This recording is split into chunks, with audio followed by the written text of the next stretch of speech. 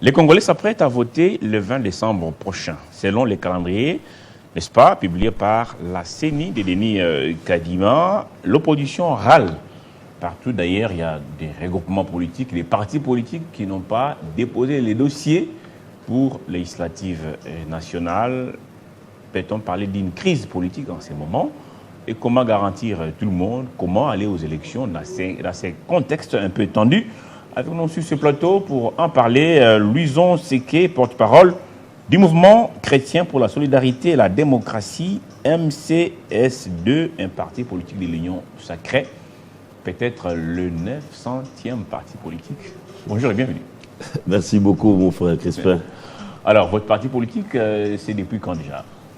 Nous existons depuis 2011. Depuis 2011. Nous avons eu notre agrément qui nous donnait l'autorisation de fonctionner comme étant parti politique. Donc vous n'êtes pas né de la dernière pluie. Nous sommes un parti école qui est né depuis 2000, qui a commencé depuis 2008, mais qui a obtenu de manière officielle son agrément à partir de 2011. Donc nous existons depuis bien longtemps.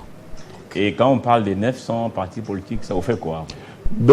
Nous sommes en démocratie et je pense que cela prouve à suffisance la vivacité de notre démocratie. Nous ne pouvons pas arrêter les ambitions des uns et des autres en démocratie. Nous laissons le libre choix à chacun de créer un parti politique, ce n'est pas grave, mais le plus important, c'est de se conformer aux lois de la République. Donc quand les Congolais, au lieu de créer des entreprises, créent des partis politiques, vous, ça ne vous fait ni chaud ni froid? En fait, les entreprises, c'est l'État qui les crée. Ou encore créer un environnement propice pour attirer les investisseurs. Et donc, les partis politiques sont des faits privés qui prouvent, à ce qui nous concerne, la vivacité et la rapidité de notre démocratie. Donc, en quelque sorte, ce n'est pas mauvais qu'il y ait des partis politiques, mais pourvu que nous ayons la capacité que dans chaque parti politique, nous ayons des citoyens qui sont prêts à servir la République. Nous allons à ces élections, selon Denis Kadima, peut-être au-delà de moyens encore qui font défaut. Je ne sais pas s'il aura tous les moyens, parce que ça c'est le même qu'il l'a dit, à un moment, la CENI manque de moyens pour enchaîner les opérations. Nous sommes dans une course engagée, course contre la montre, parce que le temps n'attend pas. En décembre, les Congolais doivent aller voter. Hier, dimanche, c'était la fin définitive du dépôt des candidatures pour la députation nationale. Votre parti certainement a déposé ses dossiers, l'Union sacrée. L'opposition a revendiqué des choses. Kadima avait promis, mais au niveau de la CENI, on ne l'entend pas de cette oreille. Il n'y aura plus un autre audit du fichier électoral. La loi électorale, ça c'est déjà passé. Qu'est-ce que vous avez fait, vous, du pouvoir, des revendications de l'opposition? Est-ce que ce n'est pas une crise politique engagée? Monsieur Crispin, d'emblée déjà, pour répondre à votre question, j'aimerais que nous puissions nous référer à notre Constitution. Qui dit quoi? Nous sommes en démocratie avant toute chose.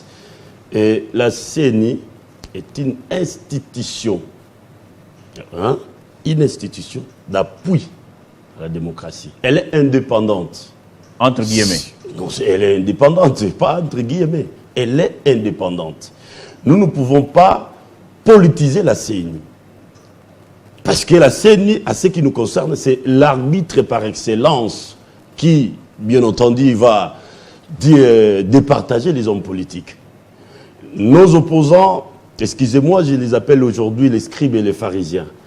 Parce que même à l'époque de Jésus-Christ, Jésus-Christ avait un plan de rédemption pour l'humanité. Mais il a retrouvé une opposition farouche sur le terrain. Pourquoi? Parce qu'il y avait des gens qui prétendaient mieux maîtriser ces plans que lui-même Jésus-Christ, qui avait une mission particulière. Il s'est opposé à tout et à rien. Et c'est ce que nous sommes en train de vivre aujourd'hui en République démocratique du Congo. Nos opposants s'opposent à tout et à rien. C'est eux-mêmes qui nous avaient dit que le pouvoir en place avait tendance à politiser la CENI. Mais regardez le comportement du pouvoir en place.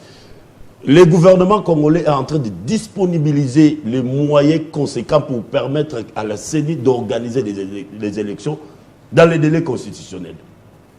Mais regardez maintenant en face notre opposition, le comportement de notre opposition. Cela prouve à suffisance que cette opposition n'a jamais été prête pour aller aux élections. Tantôt, Martin Fayoulou qui se désengage avec le processus électoral. Tantôt, c'est le PPRD. Et à un moment donné, c'est les mêmes personnes qui s'agitent. Nous ne comprenons pas pourquoi cette agitation. On nous dit que le gouvernement congolais disponibilise les moyens pour qu'on y aille. Et le président de la République a démontré sa détermination à soutenir la CENI afin que nous puissions respecter les délais constitutionnels. Maintenant, l'opposition arrive pour nous dire que non, voilà, nous ne pouvons pas aller dans ces climats. Pourquoi? Parce qu'il y a crise, une prétendue crise. Parce que la crise n'existait pas. Est-ce que ce qu'il revendique n'est pas fondé lorsqu'on vous dit, par exemple, qu'il faut faire appel à un cabinet extérieur, n'est-ce pas, sérieux, pour venir auditer les fichiers électoraux? Que Kadima dise réellement combien de Congolais ont été enrôlés et où? Moi, je pense et comment et dans quelles conditions? Moi, je pense que nous devons faire confiance. Ça, c'est une fausse revendication? Mais ce sont des faux fouillants à notre niveau.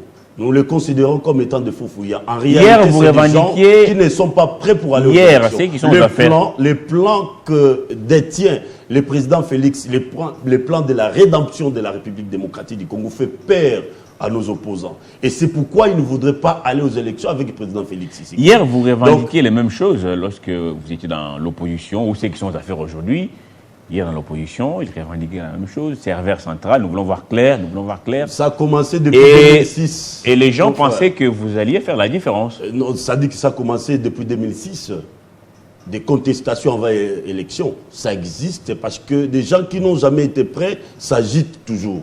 Nous avons dit que si vous êtes réellement prêts et vous êtes capable d'affronter les plans de la rédemption que le président Félix détient, allons-y aux élections, nous allons voir, parce que c'est le peuple qui va nous départager. Ce n'est pas la CENI, c'est le peuple. Et s'ils ont réellement sûr de ce qu'ils ont fait auparavant et que le peuple là est prêt à leur faire confiance, ils ne peuvent pas s'agiter comme ça. Et que seront ils les doivent élections? Arrêter des agitations. Nous avons besoin d'aller aux élections. Nous avons besoin, le 20 décembre 2023, que les souverains primaires puissent d'abord récupérer son pouvoir et c'est déterminer qui il donnera les 5 prochaines années, qui va déterminer bien entendu la suite des choses. Quelles seront ces élections sans la véritable opposition? Je parle de l'ECD de Martin Fayoulou ou de la Mouka, tout court, et du FCC, avec autant de partis politiques de l'opposition. Vous voulez aller aux élections seulement avec l'Union sacrée? Pour quelle crédibilité à la fin? Écoutez, je ne sais pas, lorsque vous parlez de vraies oppositions, vous faites allusion, je ne sais pas à qui ou à quel parti, mais vous savez, en 2006, le tout-puissant fait Étienne Tshisekedi, paix à son âme des restes mémoire, avait boycotté les processus. Nous avons eu des élections, oui ou non? Et donc, le ciel ne nous est pas tombé d'ici. Et donc, en démocratie, chacun est libre d'aller ou ne pas aller. Et donc, ceux qui ont boycotté... Donc vous voulez avoir un parlement 100% union sacrée? Mais non, les opposants, ceux qui seront prêts à nous affronter le 20 décembre, nous allons aller avec eux. C'est ça la démocratie. Terminé les dépôts de candidature. C'est la loi de la démocratie. Nous avons voulu être véritablement un pays démocratique. Nous devons aussi... La démocratie a ses règles, chers frères. Et donc, nous ne pouvons pas imposer à Martin Fayoulou de participer à un processus qu'il a réquisé. Donc, ceux qui sont là, ceux qui sont prêts à aller avec nous, on va y aller. Et le 20 décembre, le peuple congolais va choisir le futur président qu'il va accorder la confiance pour les 5 prochaines années. Donc, nous sommes tranquilles. Et c'est pourquoi vous avez vu, lors des dépôts de candidatures pour l'élection à la députation nationale, vous avez vu que c'était des gens qui étaient en train de tergiverser. Et bien nous, au niveau de l'Union sacrée, nous particulièrement le MCSD, nous sommes prêtés pour aller déposer, ça dit que le lundi qui avait suivi nos dossiers pour, bien entendu, assurer la place à nos candidats. Donc nous sommes sereins, nous sommes en train de nous préparer en conséquent afin que le 20 décembre, nous ayons la capacité de donner la vraie majorité au président Félix Tshisekedi, parce que nous allons lui renouveler notre confiance et le second mandat, nous osons croire avec le peuple congolais qui est les souverains primaires, lui donnera ses seconds mandats. Élection 100% union sacrée, une certaine opinion est formelle, il y a crise politique, il faut dialoguer. Qu'est-ce que vous en pensez, vous qui êtes un mouvement chrétien? D'abord, un mouvement chrétien, quand on dit chrétien, ça veut dire les gens qui incarnent les valeurs du Christ, n'est-ce pas? C'est la vérité. Bien entendu. Est-ce qu'il n'y a pas de crise politique au pays? Mais à l'époque de Jésus-Christ, celui qui est venu sauver l'humanité a été confronté par les mêmes problèmes. Et cela n'avait pas empêché à notre Christ d'exécuter son plan de la rédemption. Non, son pouvoir n'était pas un pouvoir terrestre. Lui, il avait notre mission. Bien mais entendu. vous disputez le même pouvoir. Exactement. C'est juste une façon de vous montrer combien nos opposants sont animés de mauvaise foi. Donc, ils ne veulent pas l'exécution d'un plan de la rédemption pour notre pays. Regardez, le peuple congolais a beaucoup souffert. Aujourd'hui, le président Félix est dans tous les fronts. Il faut lutter contre la guerre, combattre les ennemis de la République. Il faut donner à manger et à boire aux Congolais, assurer leur sécurité et donner de l'eau à boire et le reste des choses. Le président Félix est aussi au niveau des élections. Il a donné, c'est-à-dire que vous avez suivi le conseil des ministres vendredi passé, et donc le président de la République a encore donné pour que le gouvernement disponibilise les moyens conséquents à ce fait que la CENI ait réellement tous ces moyens afin de nous organiser des élections. Alors maintenant, lorsque les opposants parlent d'une prétendue crise, nous ne voyons pas la crise. Nous voyons simplement que les gens là n'ont jamais été prêts. Vous savez, nous étions aussi étudiants.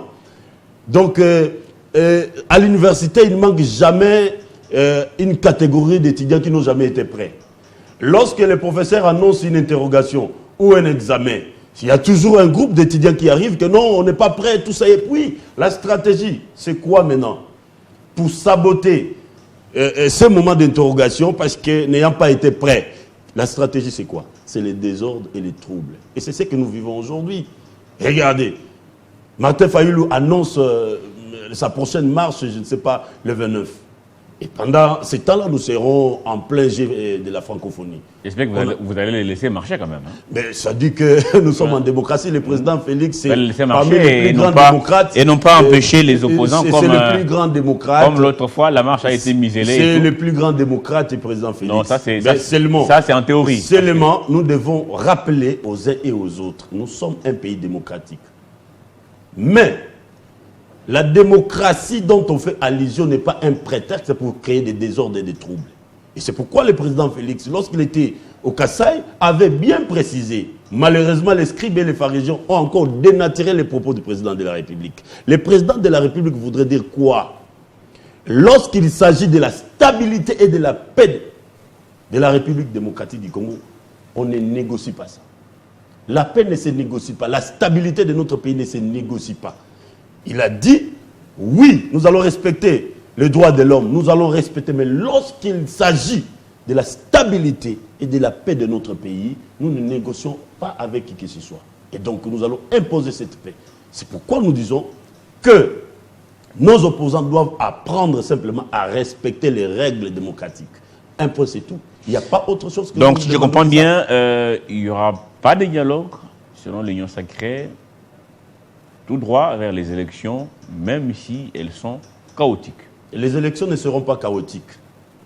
Et nous allons dialoguer avec qui et pour quelle fin. Vous êtes bien regardé ces derniers temps sur votre carte d'électeur pour voir que votre photo a disparu. Et si je descends, j'ai laissé ma carte dans ma voiture. Là, les écrits disparaissent. Non, ma carte est encore intacte. Est-ce que les gens vont voter avec des cartes? J'ai continué à garder ma carte intacte. Les gens iront voter avec des documents blancs, des cartes sans photo, sans... Ça, c'était aussi la diabolisation de sans mention. Ça, c'était aussi la diabolisation de nos opposants. C'est pas une diabolisation, ça c'est du vécu. Ça dit que moi, j'ai continué à garder ma carte intacte, ma photo, tout est clair.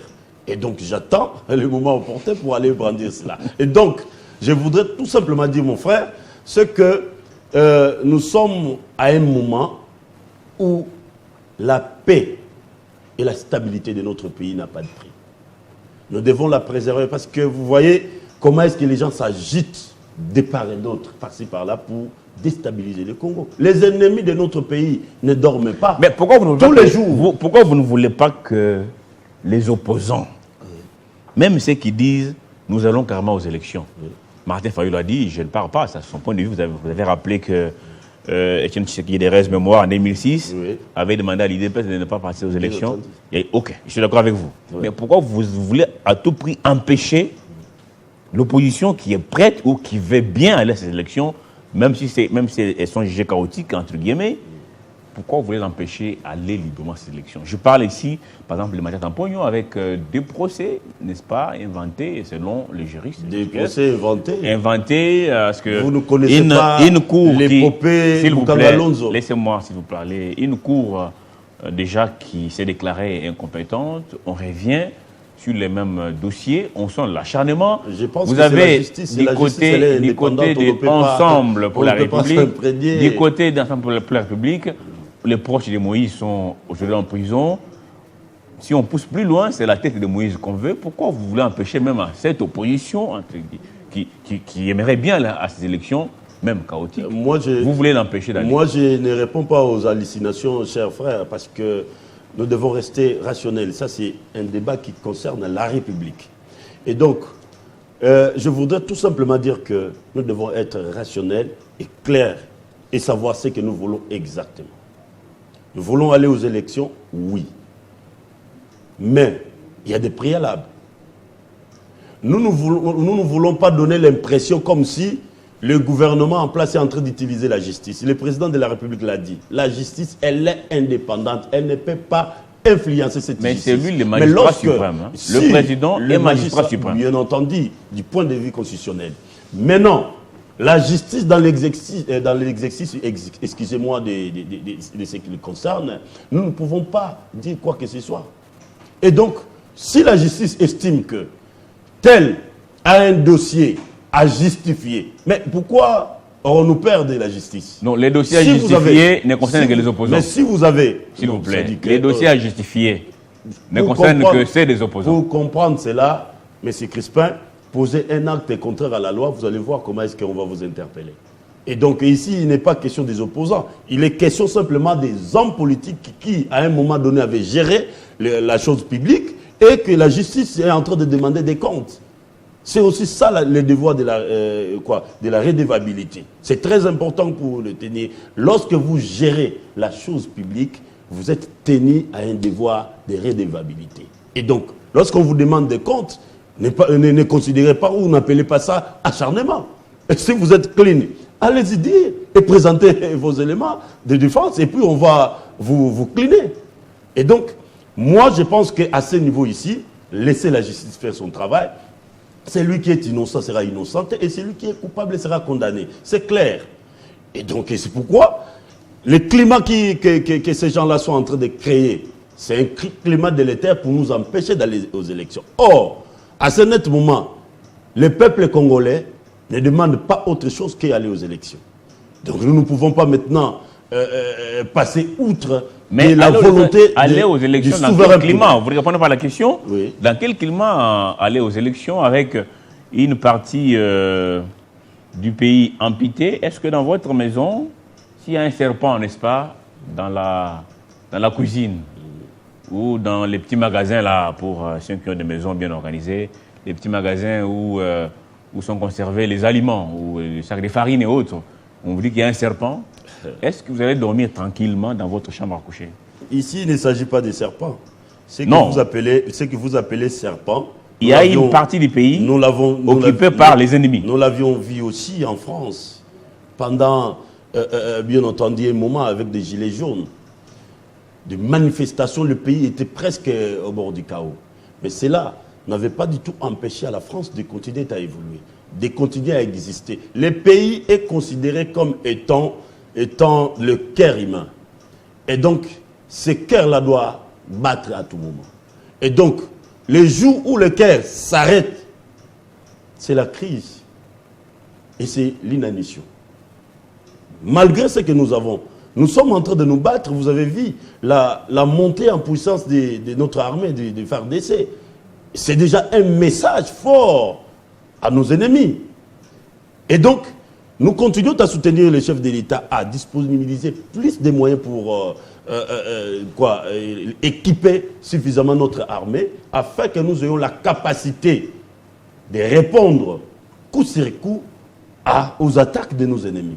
Ceux qui cherchent à tout prix déstabiliser notre pays parce qu'ils tireraient des dividendes par rapport à la déstabilisation de notre pays. Donc, ce qui est plus important, nous sommes en train de combattre les ennemis de la République. Nous sommes aussi en train, le gouvernement congolais est en train de doter la CENI de moyens conséquents afin que nous soyons sur tous les fronts. Donc, c'est le plus important qu'on doit, plutôt, j'invite simplement aux uns aux autres, ceux qui ont des ambitions, le candidat de la majorité, tout comme de l'opposition, de se préparer. Il y aura élection dans les délais constitutionnels. Et donc, nous ne pouvons pas nous agiter et puis laisser emporter par des critiques inutiles qui ne viseraient qu'à déstabiliser et à bloquer la machine électorale. Nous avons dit élection crédible, démocratique et transparente. Mais la transparence, vous dites non, pas question. Si. Allons aux élections. Mais ça dit que le président Denis Kadima avait, à la fois passée, invité les opposants. Les opposants sont allés et ils ont posé tout ce qu'ils avaient comme question. Et ce n'était pas une façon pour lui. Le président Kadima avait pris les soins de répondre convenablement nos opposants. Ça aussi, c'est la démocratie. On avait invité aussi le président honoraire, le président Kabila. Il a refusé carrément. C'est de son droit le plus légitime de refuser aussi d'y aller. Mais cela ne bloquera pas du tout le train électoral qui est déjà en marche. Donc rendez-vous le 20 décembre 2023. Dernière question. Vous dites que les autres ne sont pas prêts pour aller aux élections. Est-ce que vous êtes prêts? Quand je dis prêt, ça veut dire quand vous allez vous présenter devant cette base, cette population qui souffre en ce moment avec les taux $, cette population qui n'a pas l'eau potable, cette population, n'est-ce pas, qui ne sait pas se nourrir. Est-ce qu'on peut dire que vous êtes vous-même prêt pour aller à ces élections? Mais je pense que, à ce qui concerne d'abord mon parti qui est le MCSD, nous sommes un parti école, nous sommes plus que prêts à affronter nos électeurs. D'ailleurs, avec quel discours? Si vous suivez sur le terrain, ici à Kinshasa et partout ailleurs où le parti école est implanté, vous verrez que nos candidats sont déjà sur le terrain. Ils sont en train de communier avec cette population. Vous savez, le discours, c'est quoi? C'est que nous devons montrer à notre population. La crise que nous sommes en train de traverser à ce net moment n'est pas une crise nationale. C'est une crise internationale. Nous dépendons, nous avons une économie extravertie. Vous êtes vraiment champion en alibi. Hein? Nous sommes une économie extravertie. Le travail que le gouvernement congolais est en train de faire, c'est d'abord le travail de résilience. Nous puissions résister face à cette crise, mais aussi, ça nous offre une opportunité. Les gens qui ont fait l'économie savent ce qu'on appelle le cycle de Jiglar. L'économie ici est considérée comme étant un homme. Ça dit qu'il est né, il grandit, il atteint une maturité, et puis il descend, il meurt. Et donc, nous, en 2024, nous aurons l'opportunité de renouveler notre économie, d'avoir une économie qui sera essentiellement basée sur la production et la consommation. Ça, c'est la théorie. Vous avez eu 5 ans pour le faire. On a passé tout le temps avec les alibis. C'était FCK qui bloquait. Après, c'est devenu Covid qui bloque. Maintenant, c'est la guerre en Ukraine. Mais mon frère, donc, tout le mandat est parti avec les alibis. Non, vous savez. Maintenant, vous dites non, 2024, nous allons travailler. Pour terminer cette question, oui. Le développement est un processus. J'ai l'habitude de dire que le développement ne se fait pas à la 6-4D ou à la va-vite. Le développement est un processus. Il y a des étapes. Ceux qui ont l'habitude de lire Rostoy ou bien Édouard Schill vont comprendre qu'il y a ce qu'on appelle les étapes du décollage. Nous devons d'abord poser des jalons. Nous avons quelle économie? Depuis la nuit des temps, nous, la République démocratique du Congo, une économie extravertie. Ce n'est pas avec cette économie que nous aurons la capacité de développer ces pays. Et le travail est en train d'être fait. Vous avez suivi le VPM de l'économie. Il avait bien précisé que le travail est en train d'être fait en amont pour que, après 2024, nous ayons une véritable économie, attendez, vos électeurs, qui sera basée sur la production et la consommation des masses. Monsieur Seké. Je termine par là, excusez-moi. Je termine, je vais perdre l'idée. C'est que, vous savez, la République démocratique du Congo en elle-même représente un marché de plus de 120 millions aujourd'hui de consommateurs. Et donc, nous devons faire en sorte que nous ayons la capacité, du point de vue économique, non simplement de produire ce que nous consommons et de consommer aussi ce que nous produisons. Parce que déjà, avec 120 millions de consommateurs, nous pouvons déjà non simplement remonter notre économie, mais aussi imposer la loi économique au niveau de l'Afrique centrale. Parce que nous en avons la capacité et la vocation. Et donc, aujourd'hui, j'ai dit toujours que ce n'est pas lorsqu'on sème à 10 heures, on pense récolter à 12 heures. Non, il y a un travail qui est en train d'être fait. Et ce travail-là portera des fruits dissipés. Et donc, nous invitons à la population congolaise. Nous comprenons la difficulté que nous avons aujourd'hui, mais c'est un travail de titan. C'est un travail continu et continuel que nous sommes en train de faire pour que, après 2024, nous ayons réellement la possibilité de donner à boire, de donner à manger, de sécuriser notre population et de donner le bonheur que nous avons manqué pendant longtemps. Vous pensez vraiment que les électeurs sont les enfants de cœur qui vous attendent, n'est-ce pas? En 2018, il y a eu des promesses. Vous avez promis monts et merveilles. Ça n'a pas été fait. Et vous allez encore leur dire, non, faites-nous confiance encore. En 2024, vous aurez à manger, à boire, tel que vous le dites ici. Nous ici, il n'est pas question de promesses. Comme dans Osée, vous dites, vous mangerez, vous rassasierez en 2024. Ne suivez pas les discours des scribes et des pharisiens. Vous pensez que ne suivez pas les discours des scribes et des pharisiens. Vous savez, le travail qui est en train d'être fait, si vous êtes simplement de bonne foi, vous comprendrez que les jalons sont en train d'être posés. Et ces jalons-là feront en sorte que nous ayons réellement à boire et à manger suffisamment. Pourquoi? Parce que nous avons tout. Nous avons des terres arables qui n'ont jamais été utilisées. Aujourd'hui, le président Félix, avec sa vision, il veut faire de la République démocratique du Congo un véritable grenier, c'est-à-dire agricole. Mais pour ce faire, il y a des préalables. Vous avez suivi au niveau des services nationaux ce qui est en train d'être fait. C'est un travail de titan. Et donc, il y a d'autres hectares de terres qui sont en train d'être octroyés par d'autres producteurs afin que nous n'ayons plus la faim. Nous ne puissions plus manquer de maïs. Nous ne puissions plus manquer de tout ce qu'il faut pour satisfaire les besoins de base du peuple congolais. J'espère que les Congolais qui vous suivent vont vous juger le mois venu, donc le 20 décembre prochain. Nous, au moins, nous avons des œuvres à présenter au peuple congolais. Si ce discours tiendra la route, qui semble encore être une autre promesse, parce que là, vous dites, nous allons faire en 2024, ils auront à manger, ils auront à boire. Ce n'est pas pour longtemps. Parce que le travail est en train d'être fait. Chacun fera en tout cas son boulot. Moi, je ne suis pas candidat. Vous avez vos candidats. Vous avez déposé vos dossiers. Nous sommes bonne chance en tout cas. Merci d'avance déjà. Bonne chance à vous. Nous sommes en train de travailler pour le second mandat du chef. À vous. Il faut vous donner une majorité confortable afin que nous puissions servir rationnellement le peuple congolais. Ça, c'est la communication pédagogique que nous apportons pour satisfaire les besoins. Merci beaucoup, Luison, qui est porte-parole du mouvement chrétien pour la solidarité et la démocratie. Beaucoup de partis politiques placent des mots chrétiens, démocratie, solidarité et autres, peut-être pour faire les yeux doux aux Congolais. Nous sommes toujours solidaires vis-à-vis du peuple congolais. Merci d'avoir partagé avec nous cette thématique. C'était important parce que élection, oui, mais le Congo doit rester entier, le Congo doit gagner. Si vous aimez le Congo, cet amour doit se traduire en actes, pas seulement à travers le parole, parce que la bouche qui parle trop, c'est aussi celle qui pêche. Merci à vous tous de nous avoir suivis de partout.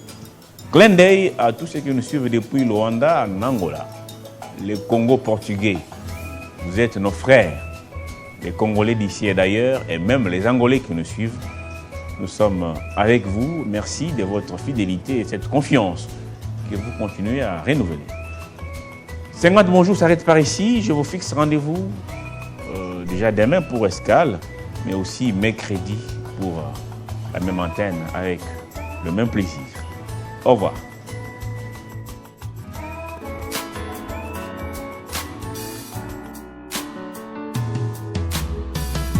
Aujourd'hui c'est ton jour, happy birthday. Tout le monde à la maison, happy birthday. Avec moi nous fêtons, happy birthday.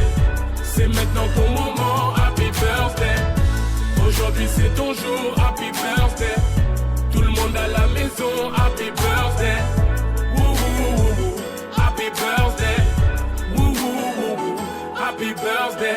personne ne peut oublier. C'est pas juste pour les billets. Aujourd'hui c'est ton jour, c'est ton meilleur jour pour briller. Il faut chanter, faut crier, il faut danser, faut prier.